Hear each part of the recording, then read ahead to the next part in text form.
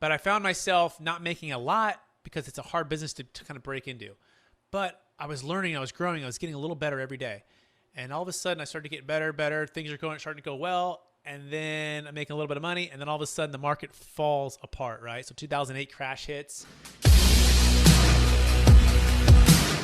Tell me a little bit about kind of how you became such a successful entrepreneur.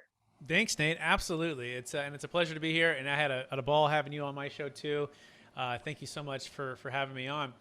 So we'll start back in the kind of the earlier days. It's when I introduced to real estate and my family life. And, you know, I grew up originally from the Bay Area, like Mission, San Jose, Fremont. It's kind of near the Silicon Valley.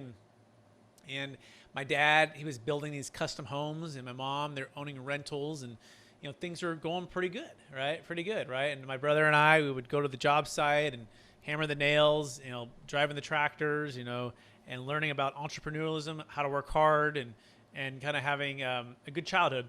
Then the parents got divorced, and that was really tough, right? Because we went from having like a lot of wealth to next to like nothing overnight, and that my mom didn't have a lot of the support from my dad financially.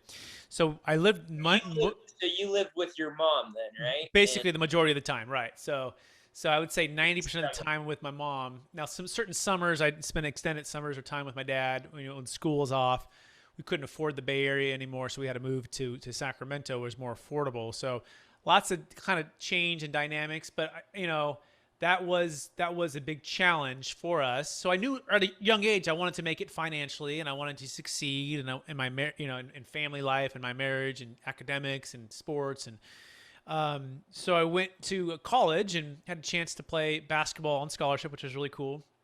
I love basketball, and I had a chance to study business and as well as Bible and theology. And I also got a minor in counseling psychology. So I was very successful academically in 5 years, got 2 degrees and a minor, and also took an internship at a company called Marcus and Millichap, where I learned about investment real estate, brokerage, underwriting properties, cash flow, IRRs, cap rates, all of those things that are entailed with kind of financial success.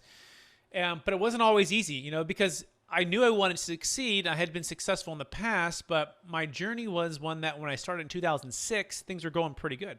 Marketplace was pretty hot, right? There was a lot of people making a lot of money, let's just say, and I had a chance to sit on the sidelines. And in commercial real estate, it's 100% commission, sink or swim, no benefits, no salary. But I knew I had a chance to make it big and get a lot of margin, and I love the business. I love the people I was working with. I love the competition. But I found myself not making a lot because it's a hard business to kind of break into. But I was learning, I was growing, I was getting a little better every day. And all of a sudden I started to get better. Things are starting to go well. And then I'm making a little bit of money. And then all of a sudden the market falls apart, right? So 2008 crash hits, and I go from making a little bit to like nothing overnight. And I don't know if you've ever been somewhere, Nate, where you just feel so scared. You're not sure how you're going to provide for your family. You're not sure how you're going to keep the lights on, and you may be considering giving up on your dreams. Where that's where I found myself. Like, I was loving what I was doing, but all of a sudden I wasn't just single bread anymore in college playing basketball, hanging out at the dorms and having an internship. It was, no, this is real life, and I'm married, and baby at home with my wife, and I'm going, oh my gosh, we're running out of money, like fast. And so it was a couple options. It was like, honey, you can go back to work, which she didn't want to do and I didn't want her to do, or I can get a side job hustle at somewhere else. And so that's what I did. I said, you know what? And also we need to move in with my brother into a small condo, right? I was going to do whatever it takes to cut the expenses and keep this dream going. But also the part of this that was actually really kind of interesting. These fears started coming up about my parents' divorce at a young age. You see, the finances was a part of that whole dynamic. Again, dad not paying the child support he probably should have been paying, right? And not having a lot. And a lot of that was just like these question marks when I was 15 and 16 and like, you know, really angry. And then I forgave him and moved on. But all of a sudden I was feeling like a failure because I wasn't being able to provide for my family, right? So I was questioning myself, never questioning our marriage, but more so like, oh my gosh, like how am I going to keep this thing going with family? And so I'm really scared, really frustrated. I remember breaking down crying in my mentor's office because the stress just built and built and built. And it came to a tipping point, a random Thursday, raining outside, another deal just fell apart. And I'm just like, it just all just kind of came out like, why am I'm not succeeding in this, right? It was really tough. So So I get a job at Cheesecake Factory, and so by day I'd make cold calls, and by night I'd serve Cheesecake Factory, right? So it's like the Hollywood story, right? Except commercial real estate style, where they get the waitress job and they try to make it in Hollywood. I was trying to make it in commercial real estate.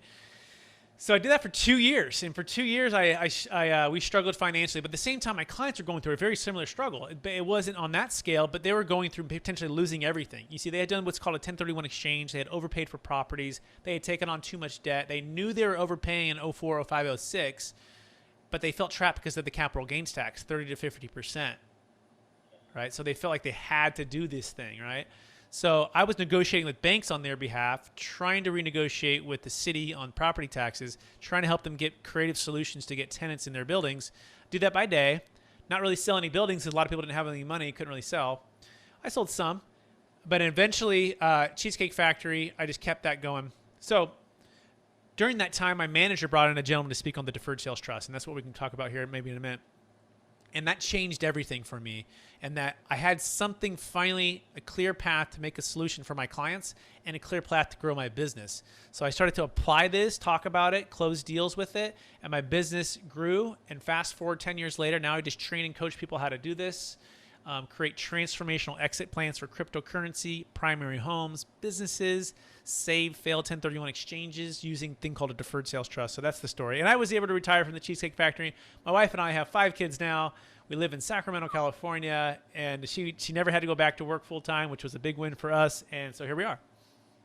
Wow, what a story. So you felt almost some of that trauma from the divorce in your childhood coming back, and you're like, hey, I can't be in that spot where I lose everything, my kids lose a good life.